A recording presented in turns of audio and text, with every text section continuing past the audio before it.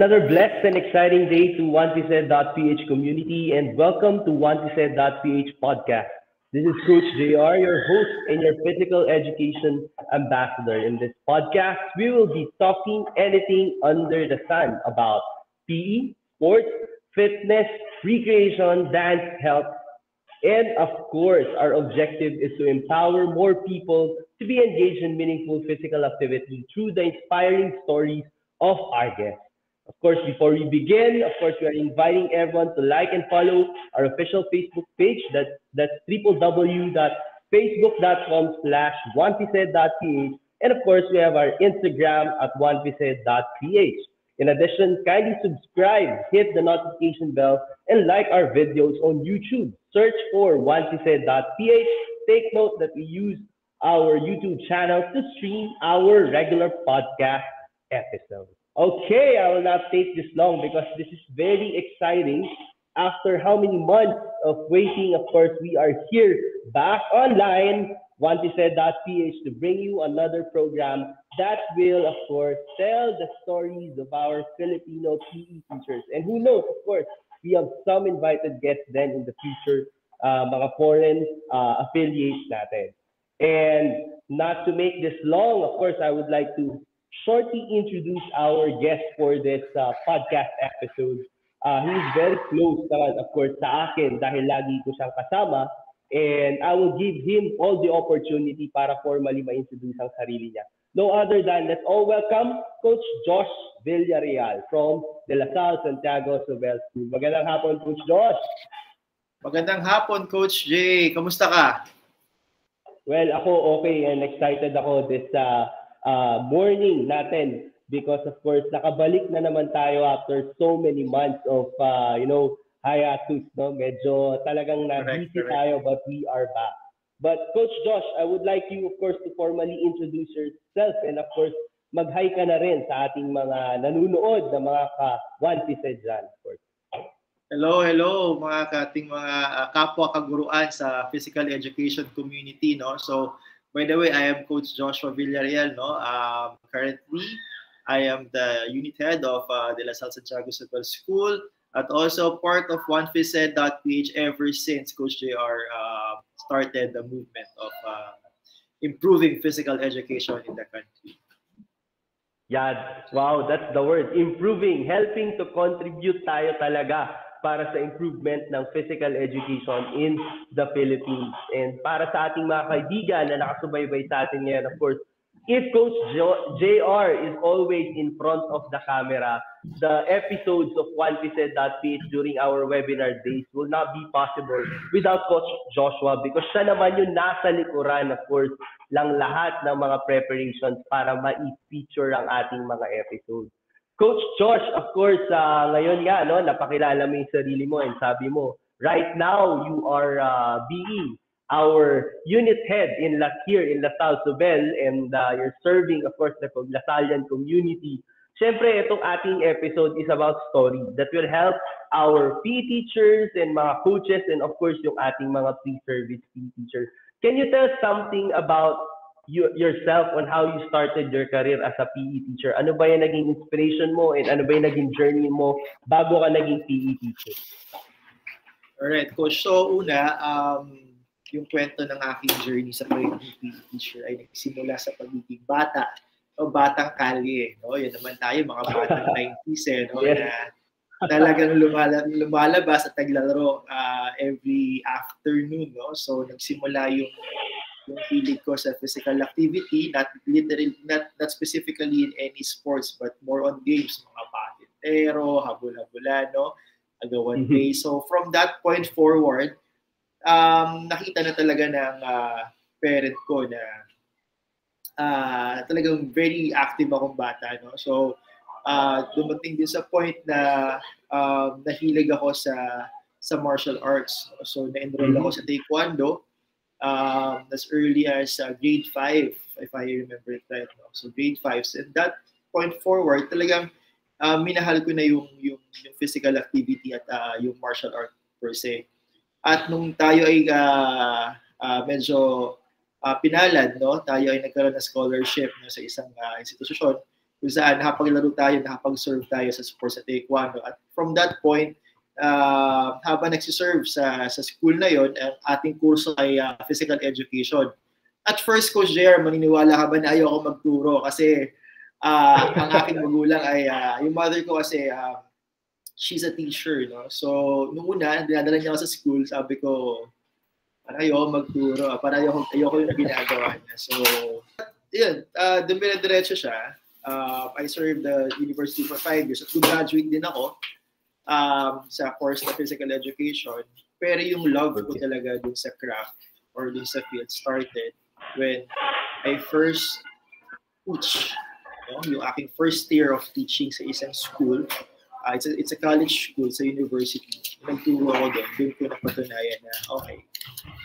Ang saya pala nung craft or yung pagiging PE teacher na nakakapagturo ka sa mga bata ng isang skills na alam mo yun, parang yung return sa'yo as a teacher nila na parang wow, nade-develop mo yung bata to do some skills na may enjoy nila. So during that time na nagtuturo na ako, yun yung moment na napawaw sa akin is parang hindi ako nagtatrabaho. So I was there teaching skills, sharing what I know about sports and fitness, at the same time enjoying yung work. So literally hindi siya mahirap, walang kahirap-hirap kasi nag-e-enjoy ako. No? So from that point until now, feeling ko yun yung parang moment na parang nag-spark sa akin na gusto ko talagang magturo at ma-share sa mga bata na yung fun ng physical activity in any given sports. No? So yun. Yes. Mayroon ako napaka-importanting bagay na narinig sa'yo, Coach Josh, which is para sa ating mga nanonood dyan, napaka-importante. No? Nabanggit mo kasing factor ng parent, di ba?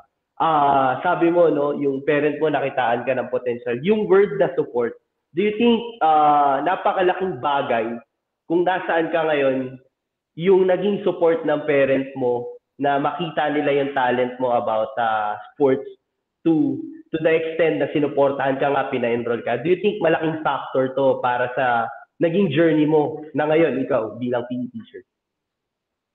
Yes, Coach. No? Ako personally, since parent na rin ako, alam ko na may experience as an athlete, malaking bagay na may suporta from the parent. No? Kasi it's hard, no, na to pursue sports na walang suporta. No? Kasi alam naman natin may mga sports talaga na very expensive at kaya hindi ganoon kadali na i-pursue siya kung walang support from the parent. Other than that, of course, yung motivation mo rin, no, to excel in the sport. Malaking bagay din yung parent support doon. Number one, hindi dahil nanalo ka because nakakapagbigay ka ng medal. Other than that, yung support din na pag natatalo ka, no? Malaking bagay yun. Yung going back. Kasi hindi ka naman laging panalo. No? So, yung cheering you up, no? Kasi yun yung maganda sa sports. Hindi ka laging panalo. At malaking bagay yung support group doon. Especially the parent. No? Na mapaintindi sa bata na hindi ka laging nananalo. At yun yung values na maganda. Hindi ka na laging nananalo, pero you can go up again, try harder next time, and try to get that medal. No? So, ang laking factor nun. Ang laking factor nun. Because feeling ko if there's no support group system, especially sa yung parents ko, most likely baka wala rin ako, no, sa field na to. Hindi ko na-discover yung sarili ko, yung hilig ko sa sports or sa physical activity. Yeah.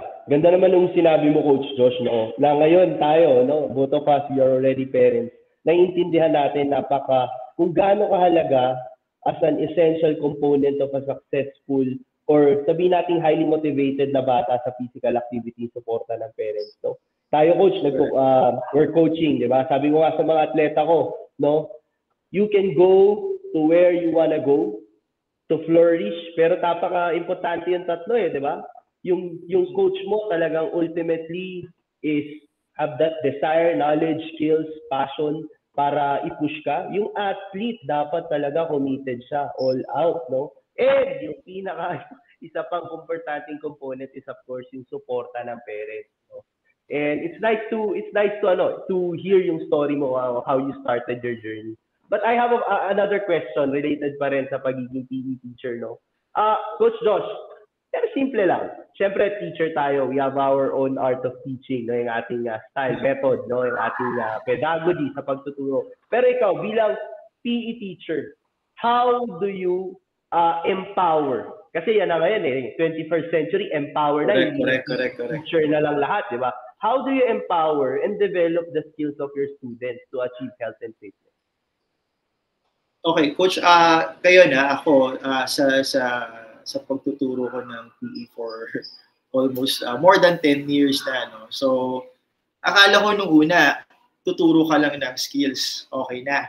No? It's more than that. No? Kasi mas napalalim yung pag-unawa ko at pag-intindi sa importansya ng PE sa isang tao. Hindi lang basta matutunan niya yung skill, but also dapat malaman niya kung bakit niya ginagawa yun. No? Kasi if the students, the why, importante yung why, bakit mo ginagawa. So pag naintindihan ng estudyante mo yun, may empower siya to do physical activity, not just in your class, but rather outside and after school, after graduating. It's a lifelong it's a lifelong thing, no, for an individual. And that will happen pag nalaman niya yung why at na-value niya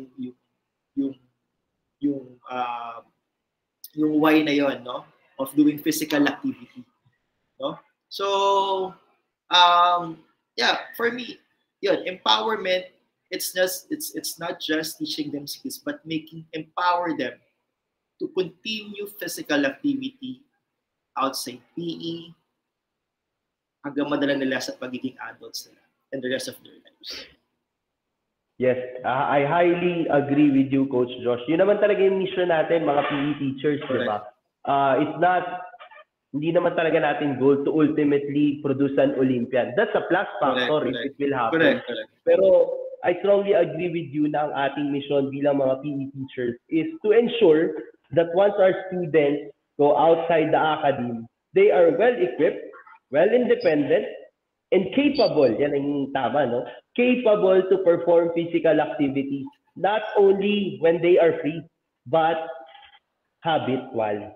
Yung talagang part of their routine. Wow, syempre yan ang mission natin, a healthy and fit citizen.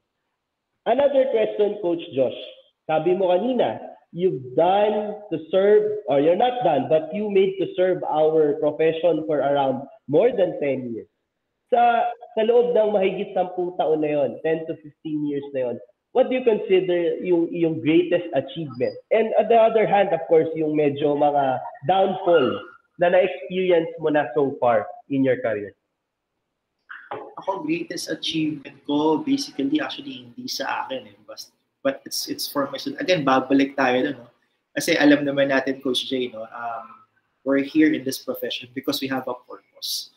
No? And yung purpose mo na yun, pag na-reach mo yun or na-transfer mo yun sa isang bata at nakita mo naging active siya for life, yun yung greatest achievement mo as a PE teacher. And so far, for what I know, there are, not all, no? Mahirap naman yun, pero there are some, no? That they value physical activity because of your classes.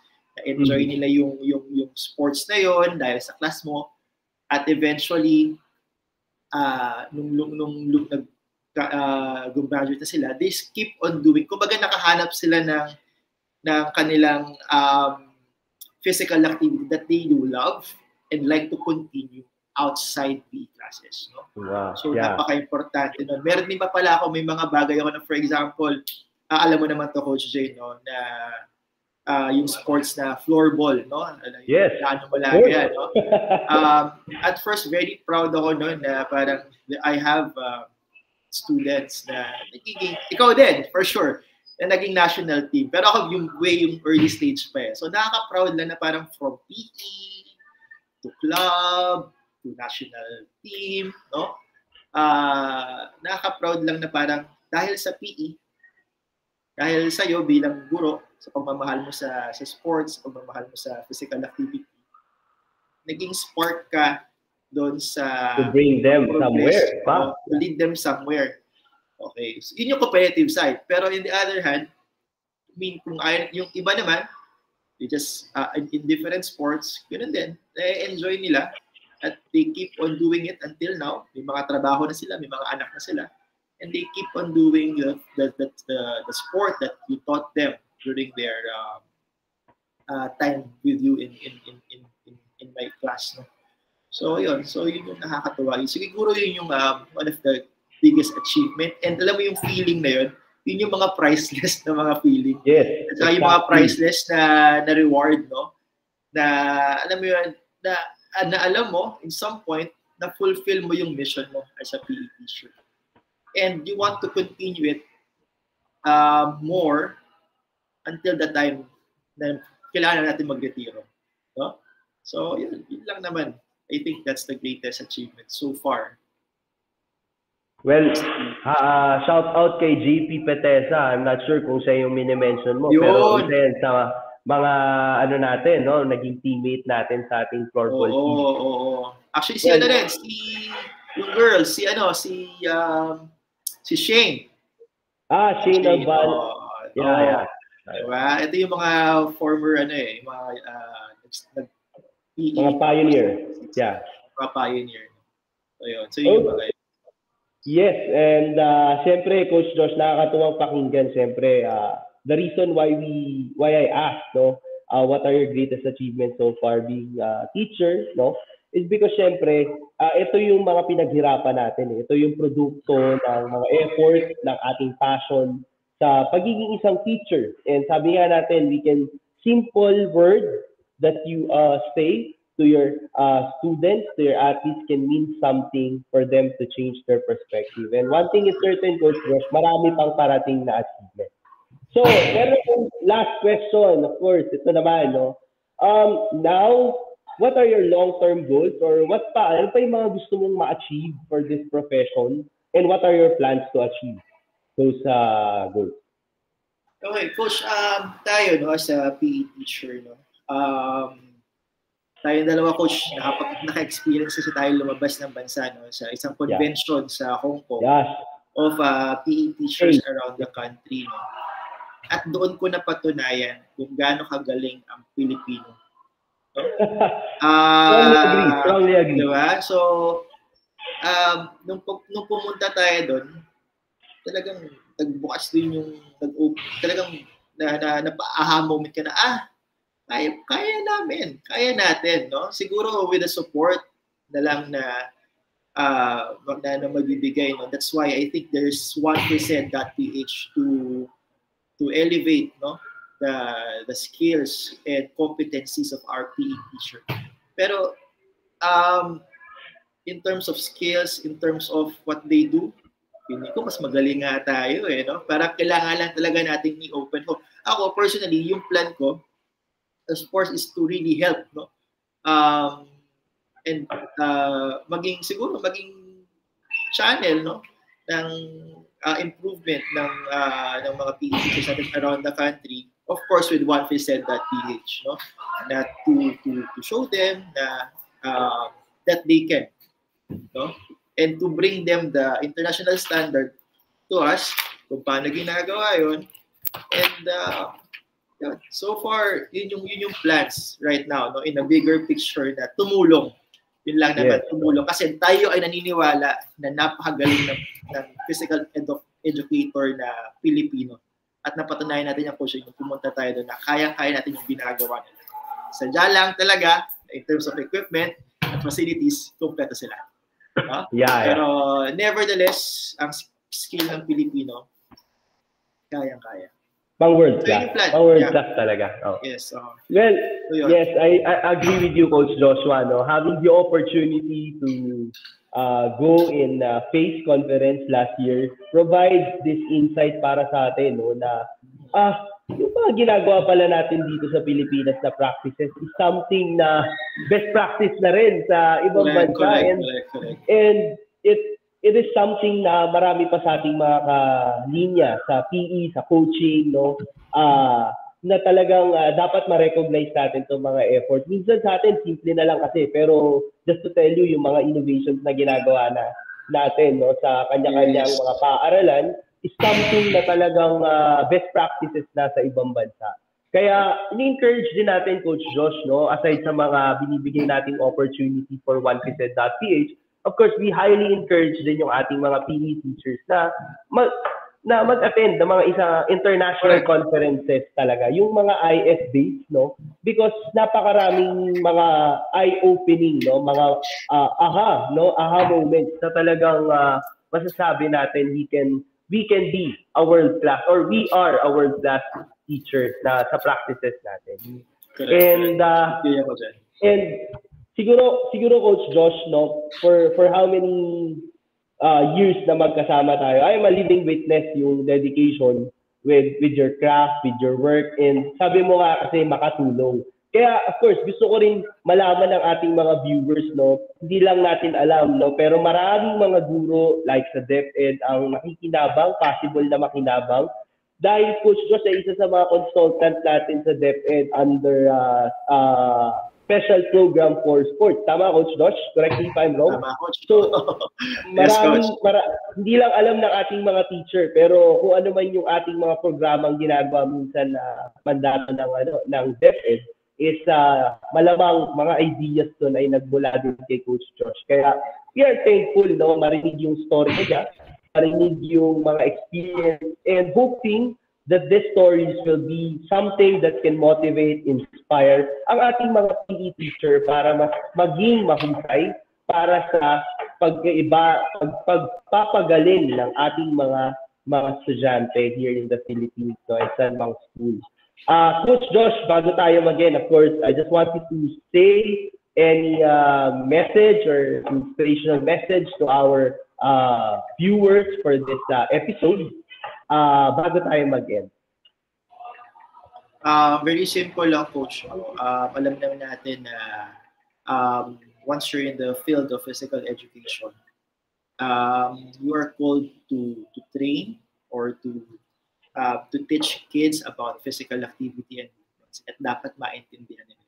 So sa lahat na nanonood, no, sa mga teachers natin, siguro sa mga pwede kong i-advise sa kanila is to keep on learning. Okay? Keep on learning and try to always merge skills and fitness and health. They go all together. Okay? So i-break na natin yung ating stigma na pagka PE puro lang yan takbo, jumping jacks and everything. No.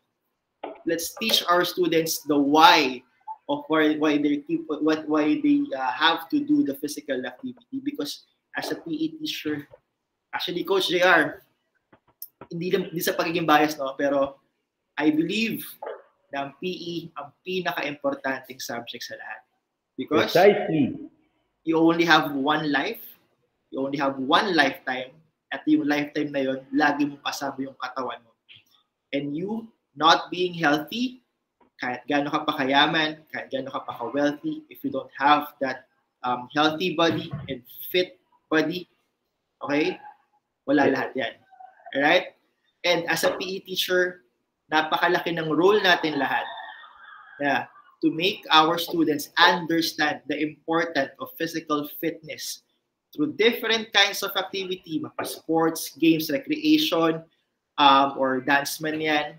Alright? Let's share this different mediums to them for them to value physical activity and for them to enjoy life to its fullest without any limitations. No? So, yun yung gusto natin. No? As a PE teacher, yun yung role natin. Ipaintindi sa kanila at ma-value nila, at balang araw, salamatan nila tayo at nakakreate tayo ng mga bata healthy at yun, that they can enjoy life to its fullest. To the fullest, yes. Yeah.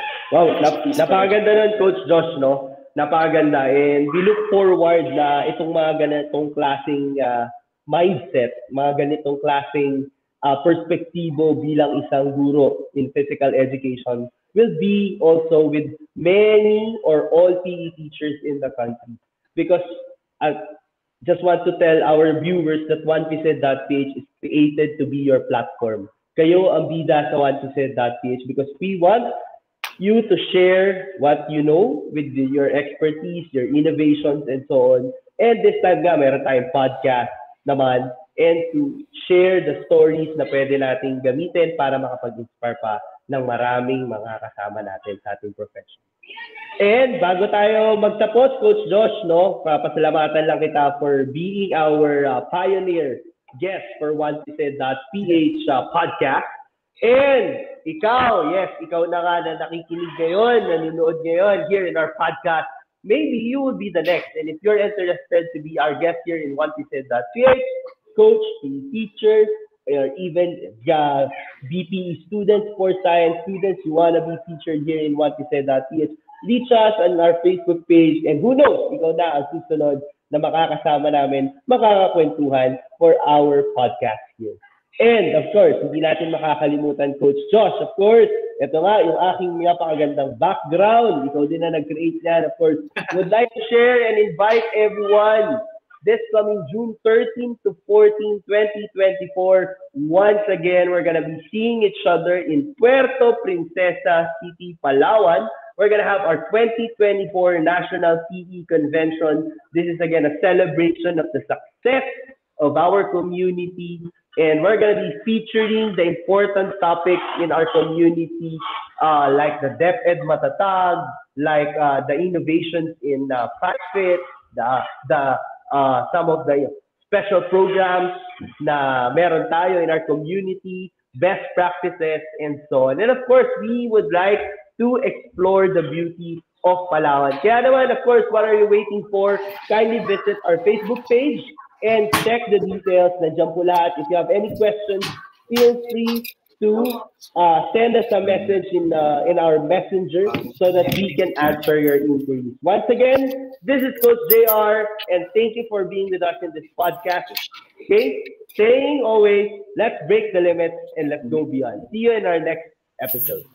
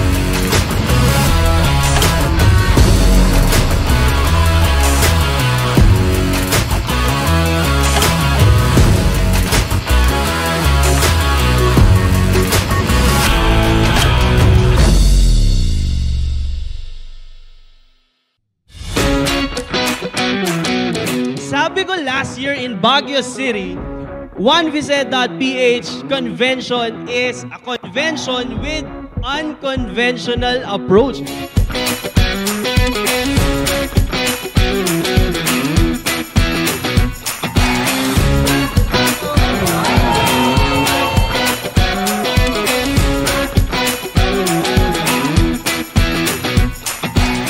Siyempre, magpapakitang gilas. Ang isang PE teacher, nakita niyo to sa TV. I-welcome natin si Miss Justin Pagsanghan Vicente, ang ating girl on fire!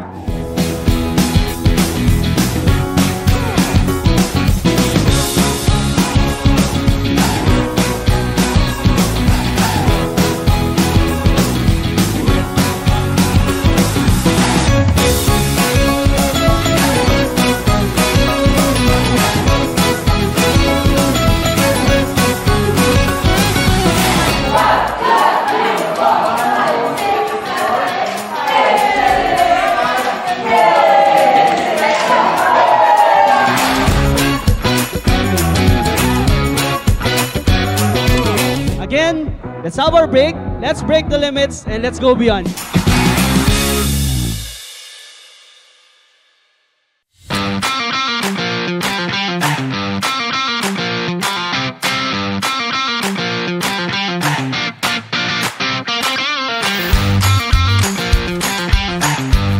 Okay, hold, loose, shift.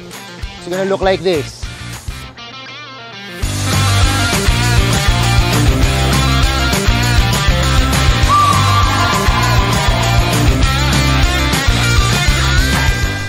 Kailangan yung practice na yung practice.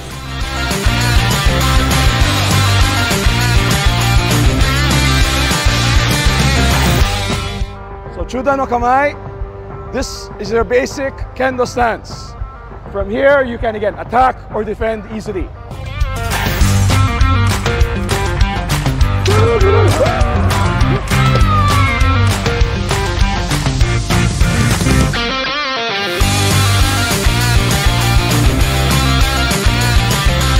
One, two, three, 4, 5, 6, 7, 8. Ayan.